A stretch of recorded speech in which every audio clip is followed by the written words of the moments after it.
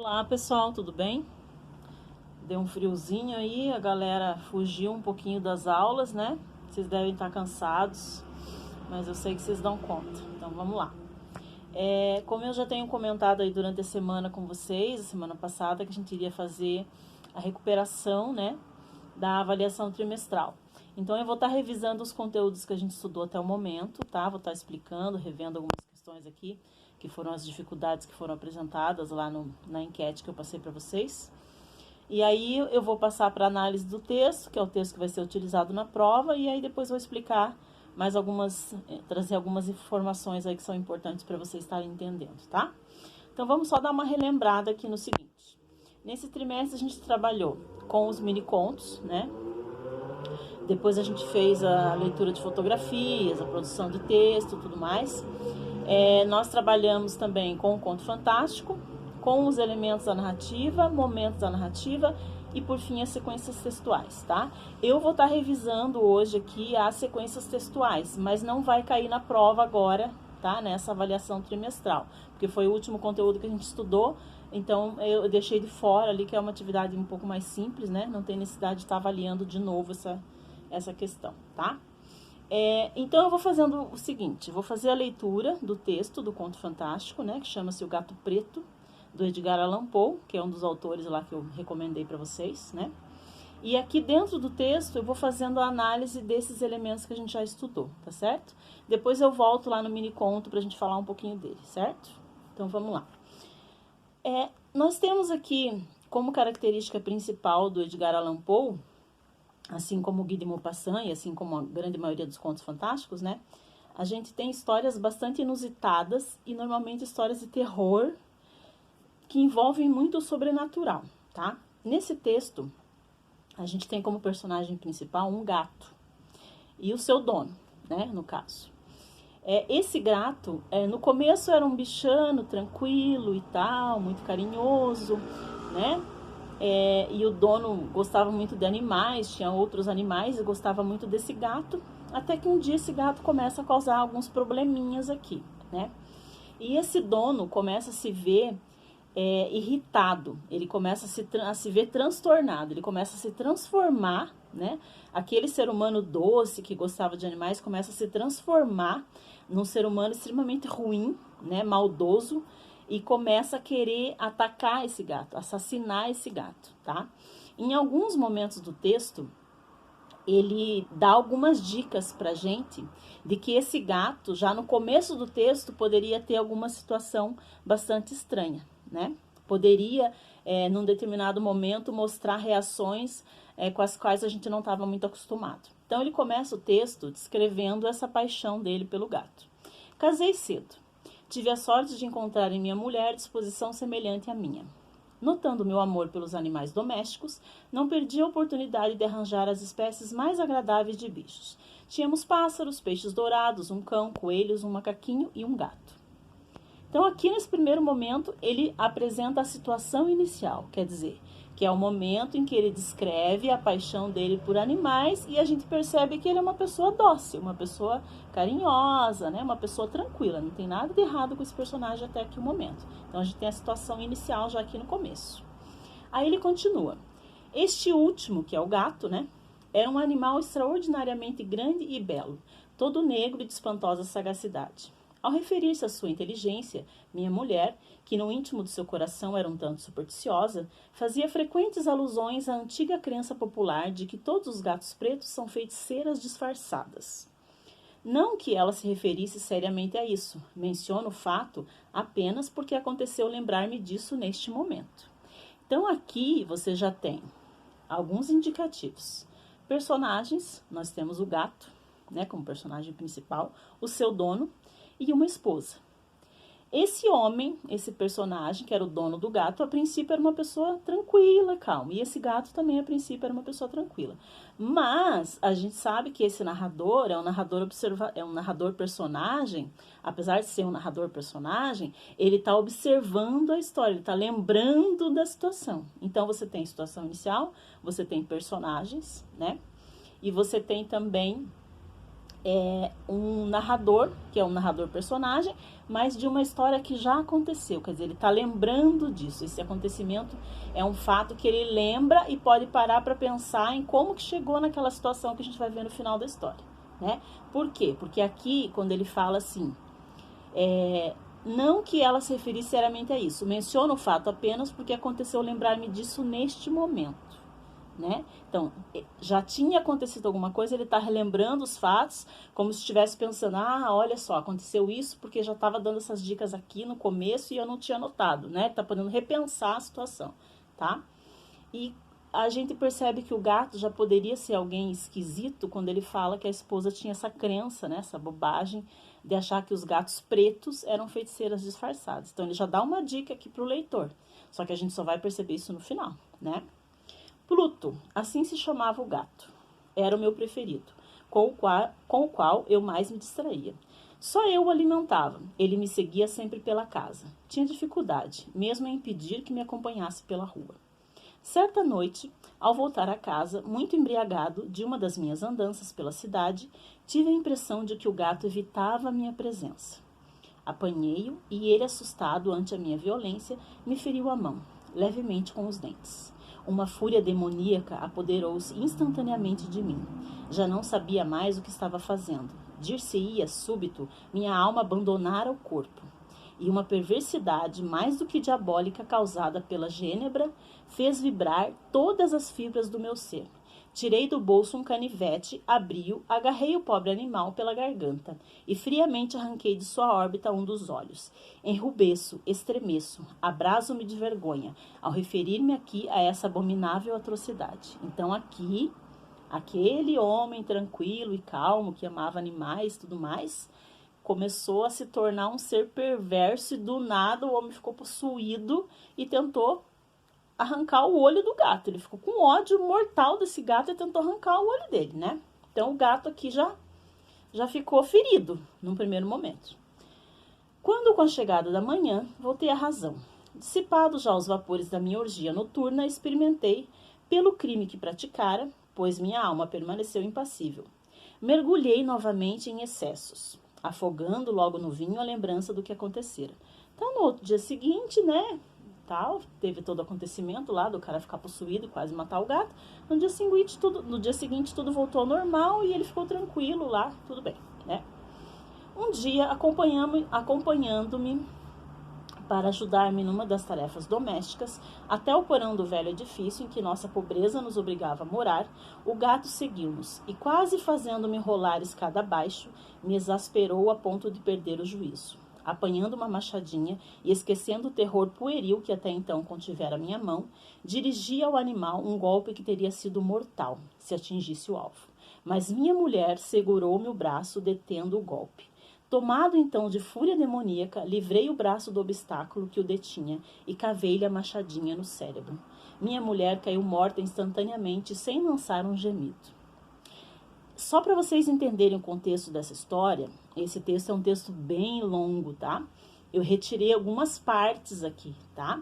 Então, nesse primeiro momento em que ele fica endemoniado, possuído lá e tenta arrancar o olho do gato, depois a gente tem outros acontecimentos que deixam ele indignado, em que o gato fica provocando ele, em que ele acha que o gato está observando ele, que não estão aqui no texto, porque foram retirados porque é um texto muito longo, né? Ele tem, acho que, 5, 6 páginas. Aqui eu deixei ele numa página só para vocês poderem entender a história. Quem tiver interesse de conhecer a história toda pode procurar depois, tá? Então, é importante a gente entender que, apesar de a gente não ter a história completa aqui, a gente sabe que o gato estava fazendo coisas que estavam fazendo esse homem se tornar um ser terrível, né? Um psicopata, praticamente. E nesse momento de ódio, o que ele faz? Ele tentando matar o gato, a mulher entra na frente para defender o animal e ele acaba pegando a machadinha e enfiando, né, na cabeça da mulher. Meio cena de psicose, assim, né? Tal. Realizado o terrível assassínio, procurei, movido por súbita resolução, esconder o corpo. Sabia que não poderia retirá-las de casa, nem de dia nem de noite, sem correr o risco de ser visto pelos vizinhos. Então aqui, o personagem já começa a contar toda a confusão que acontece por causa desse bendito desse gato, né? Então, você já tem aqui uma série de conflitos acontecendo Por quê? Porque lá no começo você tinha um homem tranquilo que acaba enfiando, né, o canivete lá para arrancar o olho do gato, num momento exagerado de ódio, acaba assassinando a esposa sem querer, porque ele queria, na verdade, matar o gato, né? E aí, o que ele faz? Ele pensa em esconder esse corpo, né? Se vocês quiserem ver o que vai acontecer, vocês vão ter que ler o resto da história, tá? Mas só pra gente entender, ele quer esconder esse corpo, né? E uma coisa que eu quero que vocês prestem atenção quando forem terminar de ler o texto aqui, é o seguinte. Ele vai esconder o corpo e tal, né? E vocês vão descobrir como que ele vai fazer isso. E aí, o que acontece? A polícia vem na casa dele procurar a esposa, que na verdade estava desaparecida, porque o cara vive enchendo a cara lá e ninguém vê essa esposa e tal. E aí a gente tem essa situação bem inusitada, que na verdade é a característica principal do conto fantástico aqui nesse texto, tá? Que a gente vai ver um acontecimento em que o gato se envolve, né? Depois que o homem lá, o psicopata maluco lá, mata a esposa, esconde o corpo dela num determinado local lá, que vocês vão descobrir quando fizerem a leitura. O gato fica junto nesse local por muito tempo, né? Porque depois ele descreve ali que quando encontraram o corpo, a esposa já estava em decomposição, né? Então, isso demora meses para um corpo começar a entrar em decomposição, não é assim, né? Ainda mais que ficou fechado, sem oxigênio lá e tudo mais. E é importante vocês entenderem aqui esse final da história, por quê? Porque a gente tem uma coisinha que esses dias, quando a gente fez a análise lá do Conto Fantástico, a Isabela questionou sobre a questão do tempo da narração e do tempo da narrativa, que é importante para entender o final da história aqui, tá? Tem um acontecimento aqui no texto que você só compreende no final do texto, mas ele aconteceu antes, tá? Que é aí que a gente tem essas duas questões do tempo da narrativa e do tempo da narração. O que é o tempo da narrativa? Tempo da narrativa é o momento em que está acontecendo as situações na história, tá? Tempo da narração é conforme eu vou lendo. Enquanto eu estou lendo, o que está acontecendo? Então, eu tenho um acontecimento aqui em que o tempo da narração, na verdade, acontece depois. A descoberta do acontecimento vem depois, tá? Por quê? Porque quando ele comenta aqui o que aconteceu com o gato, isso ele tem que fazer isso antes para a polícia poder descobrir o que aconteceu, né? Ele fez isso antes do final. Mas a gente só descobre que o gato estava lá escondido, lá com a esposa morta, no final do texto. Então precisa prestar bem atenção nessa questão aqui. Então vamos pensar aqui em alguns elementos que a gente tem, tá? Primeiro a gente tem lá os elementos da narrativa, né? A gente tem tempo, né? Que o tempo da narrativa aqui é no presente, apesar de ser uma lembrança, porque enquanto a gente que está lendo, né, tá vendo acontecer enquanto ele conta, tá? Então é importante isso, entender a diferença lá do tempo da narrativa e do tempo da narração. Eu estou lendo e está acontecendo agora, mas é uma lembrança dele, tá? Mas o tempo da história aqui é no presente, né? A gente tem personagens que é o dono do gato, o gato e a esposa, né? E depois a gente tem os policiais lá como personagens secundários que vão acabar descobrindo ali o crime do cara, né? Aí a gente tem espaço, que é na casa, né? O tempo todo a situação acontece na casa, no jardim, mas é na casa principalmente. A gente tem o narrador, que é o próprio personagem, né? Então, narrador em primeira pessoa. E a gente tem um enredo, que é a história de um homem que se deixa levar por uma força demoníaca ao sentir um ódio mortal por um gato, né? Se deixa influenciar por uma possessão demoníaca aí, ao sentir raiva de um animal que o provoca durante muito tempo aí na história, tá? Aí nós temos os momentos da narrativa. A situação inicial, como eu já falei, que é o momento em que ele começa devagar ali pensar sobre as questões da sua vida, o quanto eles animavam, quanto ele e a esposa amavam os animais e que ele tinha uma vida tranquila, né? Aí a gente tem o conflito, que é o primeiro momento em que ele tenta matar o gato e acaba arrancando o olho com um canivete, que é aí que começa o problema todo. Porque qual que é o problema da história? É esse gato maldito aí que deixa o cara, né, maluco. Então, quando ele tenta matar o gato pela primeira vez, a gente tem o conflito. A gente tem o clímax, que obviamente é o momento em que ele assassina a esposa, né, sem querer, ficou enlouquecido lá e acabou enfiando a machadinha na cabeça da esposa, cortou a cabeça dela no meio, né? E aí a gente tem o desfecho, que seria a resolução do conflito, que é o quê? Que é quando eles descobrem onde é que estava o gato. Porque o gato desaparece em um determinado momento, ali quando vocês forem ler, vocês vão ver. E aí depois a gente descobre onde é que o gato tá, tá? Aí a gente tem as sequências textuais aqui também, que é importante a gente estar falando, tá? Lembram que lá naquele vídeo das sequências eu falei o seguinte, que às vezes no mesmo trecho eu posso ter várias sequências, mas eu também posso, como eu tenho nesse texto aqui, ter a ausência de algumas sequências. Por exemplo, eu não tenho sequência conversacional. Por quê? Porque toda a história é contada pela visão do personagem, né? Desse narrador que é o personagem, lembrando e pausando e pensando e questionando como tudo aquilo aconteceu na cabeça dele. E ali lembrando daquelas histórias do que aconteceu e como que ele se viu no fim naquela situação de criminoso, assassino, psicopata, né? Mas o tempo todo é uma visão do personagem, tá? Então a gente não tem conversa com ninguém, é só ele que conta a história. Ele não fala com ninguém e não existem conversa entre as pessoas porque é uma lembrança. Apesar da história sendo presente, contada para nós, é uma lembrança, tá? Então não tem sequência conversacional. Mas nós temos sequências narrativas, né? Porque ele descreve várias ações ali, ó. Certa noite a voltar para casa, depois no outro dia, com a chegada da manhã, ele se acalmou e tal. Depois ele fala que um dia o gato estava acompanhando ele para ajudar nas tarefas domésticas. Então você tem várias sequências narrativas ali, né?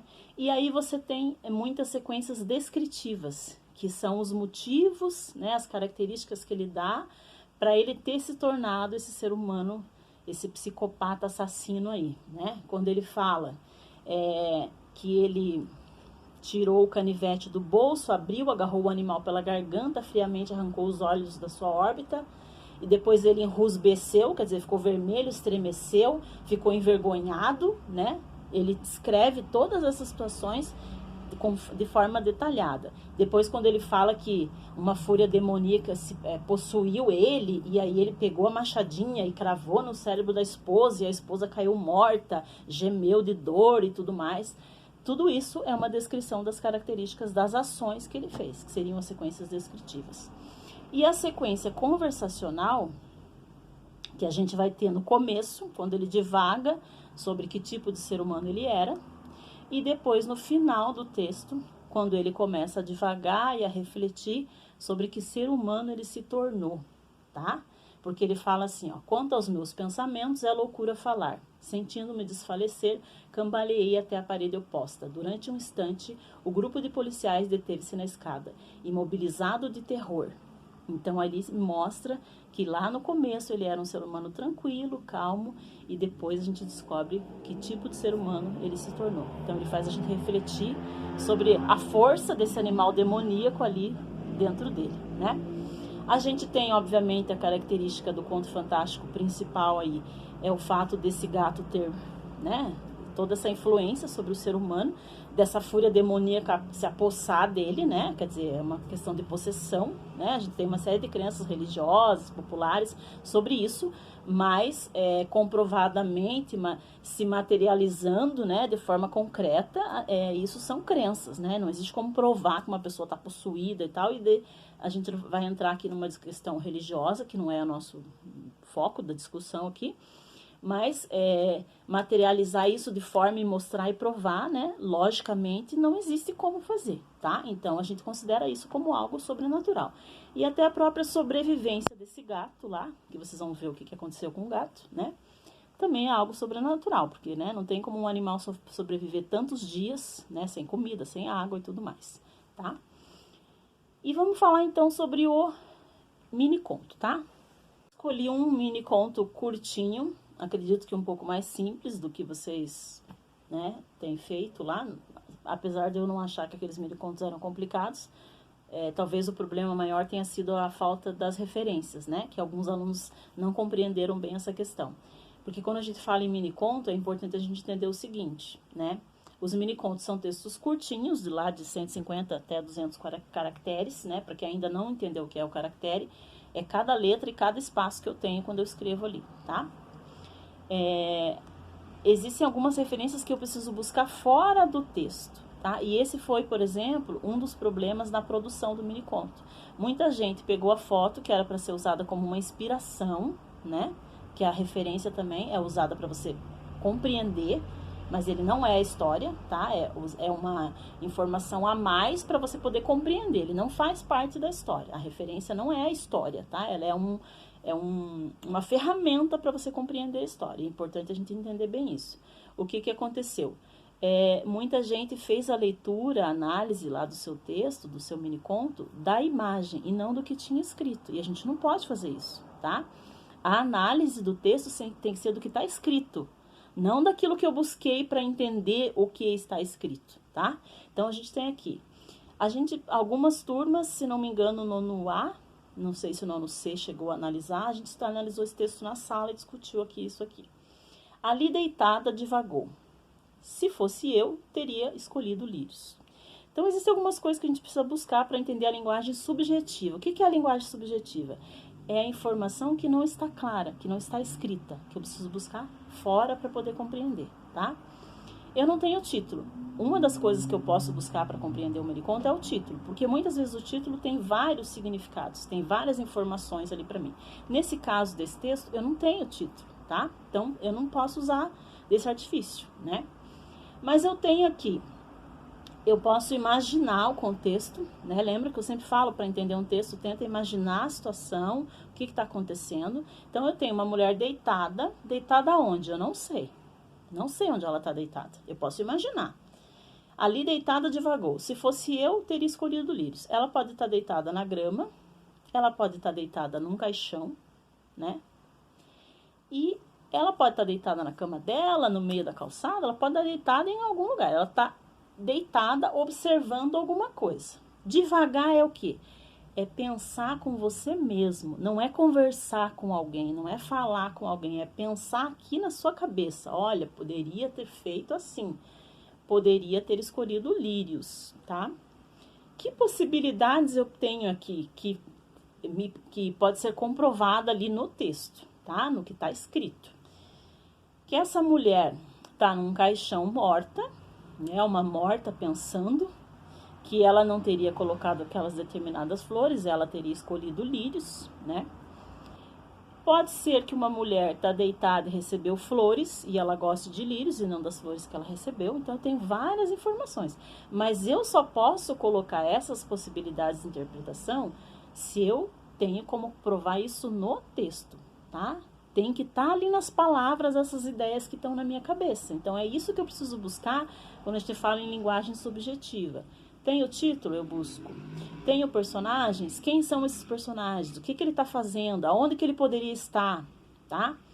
Por que ela escolheria lírios? Ah, porque ela não gosta daquela flor que está lá. Eu sei que flor que está lá? Não, eu não sei. Mas eu sei que tem alguma flor, porque ela fala que ela escolheria lírios. Então, quer dizer, tem alguma possibilidade. Para eu fazer uma escolha, eu tenho que ter uma outra opção para pensar numa escolha, né? Não dá para fazer uma escolha de uma coisa só. Tem que ter duas opções para que eu escolha uma delas. Tá? Isso que é fazer escolhas, tá? Então, eu preciso pensar nessas questões, tá ok? Os elementos da narrativa do mini-conto são os mesmos elementos que a gente tem lá no Conto Fantástico, né? Só que aqui no mini-conto pode ser que eu não encontre todos esses elementos. Então, por isso eu preciso fazer essa imagem da história, do que está acontecendo e buscar todas as referências para poder entender, tá ok? Eu espero que tenha ajudado vocês, pessoal. A gente vai estar com essa atividade finalizando aí o primeiro trimestre, tá? Eu já postei lá para vocês quais são as atividades que vão entrar na nota do primeiro trimestre, que vão lá para o boletim. Algumas notas já foram para o RCO, não foram todas, porque existem atividades em que a gente vai juntar duas atividades ali para somar 20 pontos e colocar no RCO. E alguns alunos fizeram uma atividade só, então eu preciso que você faça as duas atividades, tá? Uma delas é a atividade 3 e 4, que você precisa fazer as duas para eu poder somar a nota e colocar lá, tá? Os prazos, as datas de entregas que já venceram, vocês podem continuar postando, não tem problema nenhum, tá? O único problema, o que vocês precisam se preocupar é o seguinte, por exemplo, Ah, nós estamos tendo aula EAD agora e tal, né? E tá aberto o RCO, tá aberto aqui o Google Classroom. Aí a CED, que eles são assim, eles dão na louca o negócio, né? Aí eles falam assim, daqui 15 dias a gente vai voltar às aulas normais. Vai fechar o RCO e tem que fechar a nota, e daí? Aí você tem lá 50 mil atividades sem fazer e aí você não vai dar conta, tá? Eu não tô dizendo que as aulas vão voltar daqui 2 semanas. O calendário que a gente tem é para a aula voltar só em julho. Mas, digamos que essa pandemia acalme, que as coisas se resolvam, as aulas voltem, e a gente tem que voltar daqui 15 dias, daqui 20 dias, vocês não vão dar conta de fazer tanta coisa atrasada. Nem precisa se preocupar com isso. E lá no seu boletim a nota vai permanecer vermelha enquanto você não entregar as atividades, tá? Então precisa pensar nisso também, tá ok? Qualquer dúvida que vocês tiverem, entre em contato no Classroom, ou pelo WhatsApp, ou qualquer canal que vocês tenham de acesso aí comigo, tá ok? Bom estudo para vocês, tchau!